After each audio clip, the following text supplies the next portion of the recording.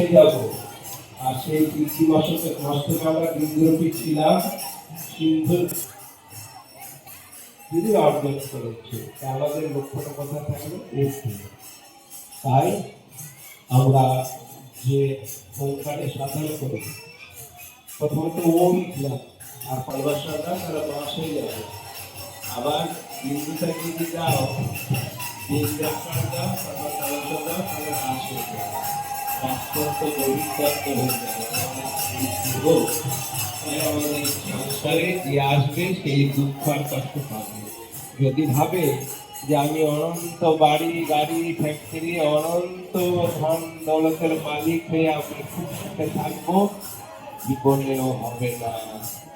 ওই সুখ তোমাকে একদিন অসুখের পথে টেনে নিয়ে যাবে, অনিবার্য। তাই সত্য ত্রেতা এবার দাপরে কি আসছেন স্বয়ং কৃষ্ণ। কৃষ্ণ আসছেন কি বলছে যে ভাদ্র মাসে আবার অষ্টমী নবমীতে হলো, কৃষ্ণ অষ্টমীতে হলো, আবার গৌরাঙ্গ আসছে কোথায়?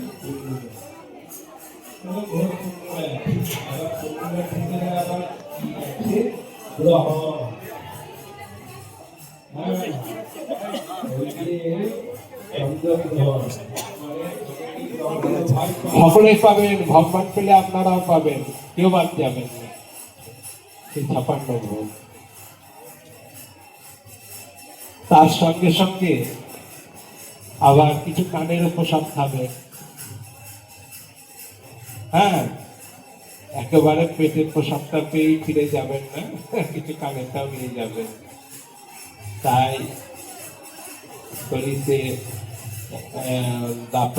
দাপরে কৃষ্ণ আসছে। যদি বলে যে অসুর মারা মহাপাপ, তাহলে তো কৃষ্ণ ভগবান 6 দিন বয়স থেকেই মারতে শুরু করেছে। হ্যাঁ, 6 দিন বয়স, 6 দিন পুতলাকে বিনাশ করে দিল।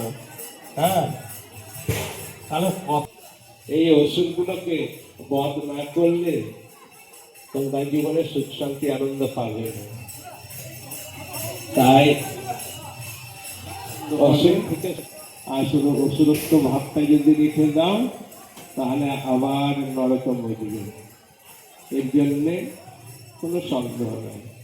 ভগবান গীতায় বারবার বলছে যে মানুষ যেমন কর্ম করবে, কর্মের ফল ভোগ করতে হবে। আবার মানুষ জন্ম নিয়েই আবার যে মানুষ জন্ম পাবে, এর কোনো আশা ভরসা নেই। তাই ভগবান বলছেন মানুষের যদি কর্ম করে, তাহলে মানুষের ফুলটা তো অবশ্যই পাবে। এর জন্য তো কোনো নেই, ও সন্দেহ নেই যে ও মানুষ কুলে আবার আসবে। যদি পশুর কর্ম করে, পশু কুলে যাবে, এটাও কোনো সন্দেহ নেই। আবার দেব কর্ম যদি করে, এটা দেব কুলে জন্ম হবে, এতেও কোনো সন্দেহ নেই। আবার ঈশ্বরের কর্ম করতে করতে যদি পারা যায়, ঈশ্বরের ধামে পৌঁছে যাবে, এতেও সন্দেহ নাই। তবে মানুষ মরে কি আবার মানুষ হয়? হ্যাঁ, মানুষ মরে মানুষ হয়, মানুষের কর্ম করা যায়, তবেই মানুষ রূপে আবার জন্ম পাবে, এতে কোনো সন্দেহই নাই। তাই আমরা মানুষের রূপ পেলাম, এবার মানুষের গুণটা, এবার আমাদের মানুষের যে গুণ, সেই গুণগুলোকে আমাদের ফুটাতে হবে। তারপর একের পর এক জাগ্রত করতে হবে। তাই দেবত্ব ভাবের উপরে যে আর একটা ঈশ্বর আছে, সেই ঈশ্বরে আবার প্রবেশ করে যাও। একের পর এক ঈশ্বর ভেদ না করলে তো সেখানে যাওয়া যাবে না। তাই ভগবান কি বলছে? হ্যাঁ, ভগবান যে চক্রগুলি পাঠিয়ে দিয়েছে, মূলাধার, স্বাধিষ্ঠান, মণিপুর, অনাহত, বিশুদ্ধ, আজ্ঞা, সহস্রা। তাই ভগবান বলছে আমাদের মনুষ্য জীবন দুর্লভ, এই দুর্লভ জীবন একবার কোনোভাবেই যদি হাতছাড়া হয়ে যায়, আবার যে মানুষ যেমন পাবো এর কোনো আশা ভরসাই নেই। তবে যে সুন্দর ভুবনে এসেছ, সুন্দরকে প্রতিষ্ঠা করো। তাহলে সুন্দর কি? যে সুন্দর তোমাকে সুন্দর করে রেখেছে, আর যে সুন্দরটা বেরিয়ে গেলেই দুর্গন্ধে পরিণত হবে। তাহলে সেই সুন্দরটা কোথায়? সেই সুন্দর তোমার ভিতরে আছে।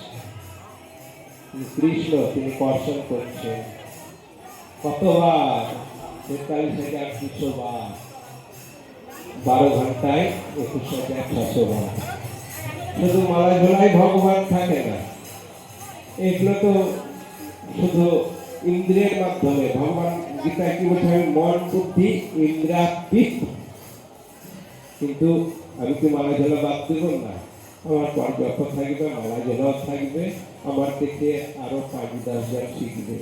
তাই বলছে মন্দ্র ভোলা কাঠের মালায় ঢুকলে যারা যাবে না, দেখবি যদি চিকন কলা তবে কেন শ্বাসের মালা জপনা করে করে সংখ্যা করে করতে গেলে সাধনা কর ছেড়ে যায় কোথায় ওরে পাবি না তার ঠিকানা। 21,600 বার করে 12 ঘন্টায় 21,600 বার জপ করে তো দেখে না, জপের শেষে নাভির শ্বাসে প্রাণ যাবে তা জানো না, জীবনতে নড়বি যদি তবে কেন এই শ্বাসের মালা জপনা। তার ভিতরে চন্দ্রবিন্দু, কি আশ্চর্য কারখানা! ওরূপ দেখলে পরে এই সংসারে আসা যাওয়ার থাকে না। সফে চক্র বেদি যখন পাবি আপন ঠিকানা। সফে চক্র, মূলাধার, স্বাধিষ্ঠান, মণিপুর, অনাহত, বিশ্ব, আজ্ঞা, সহস্রা। তাই বলছে সফে চক্র ভেদি যখন পাবি আপন ঠিকানা, তখন দেখবি এই কালো অন্ধকার ঘরের ভিতরেই ঘুরছে আলো মানিক। তখন খুঁজবে ভব যন্ত্রণা। তিনি কিন্তু আমাদের আলোকিত করে রেখেছেন। উনি আছেন বলে চোখ দেখছে, কান শুনছে, মুখ বলছে, হাত পা নড়ছে, যত আমরা আনন্দ আমরা সব উপভোগ করছি। উনি সত্য। সঙ্গে সঙ্গে থাকবে না মালা ঝোলা, এগুলো অভ্যাস। এই অভ্যাসটা রাখার জন্যই আমাদের নাম জপ ধ্যান সব কিছুর প্রয়োজন। তাই বলছে মহাপ্রভু লাস্টের কথা, সারের মন ভবেরও আশা, অজপা নামে কররে নেশা। মানে যা কিছু বাহ্য জগতে এগুলো সব ছেড়ে দাও। হবে না খেলেই এই মন্দিরটা হয়ে যাবে যে ভক্তাধীন ভগবান। ওই গুলো যে ভক্ত পান তার ভিতরে সৎ বুদ্ধি বিবেক জাগ্রত হওয়ার রাস্তাটা খুলে, যদি সাধুসঙ্গ সৎসঙ্গ ত্যাগ যদি না করে। সৎসঙ্গে কি আসে? সৎসঙ্গে তোমার যা আসবে যুক্তি, আর যুক্তি যেখানে ঈশ্বরই সেখানে, ধর্মই সেখানে। যা যুক্তিতে আসে না সেটা ধর্মও নয়, আর সে কথাতে তুমি আনন্দ পাবে না, জীবকেও আনন্দ দিতে পারবে না। তাই বলছি যা কিছু বলবে সব যোগ যুক্ত। বিয়োগের কথা যেন না আসে। বিয়োগের কথা এলেই তো জীব দুঃখ পাবে, কষ্ট পাবে। জীবকে দুঃখ কষ্ট দেওয়াটাই পাপ সঞ্চয় হয়ে যাবে।